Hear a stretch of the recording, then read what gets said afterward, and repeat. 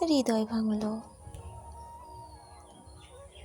এমনকি মরে যাওয়ার মতো ক্ষতি হলো তাতে। হাত তো আছেই, তার সামনে দাঁড়িয়ে এমন করে আঙুলে আঙুল বাঁচাও, যেন মনে হয় তার দেওয়া প্রতিটা আঘাত কেউ তুমি একটা তরীর সামনে সমান মনে করো। বুকের ভিতরে পাহাড় ভাঙুক, বাজ পড়ে পড়ুক, তবু চোখে যেন জল না আসে।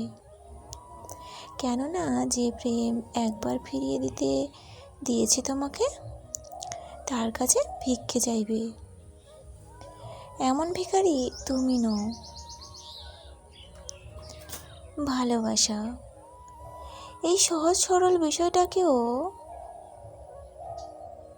আজকাল আমরা কতটা জটিল করে ফেলেছি, তাই না? অথচ ভালোবাসলেই মানুষ সার্থক হয়, ভালোবাসলেই মানুষ কবিতার কাছে ফিরে যায়। ঠিক সেই রকমই একটা কাব্যগ্রন্থ আমি এই মুহূর্তে পড়ে শেষ করলাম। কবি রুদ্র গোস্বামীর তুমিও ভালোবেসো।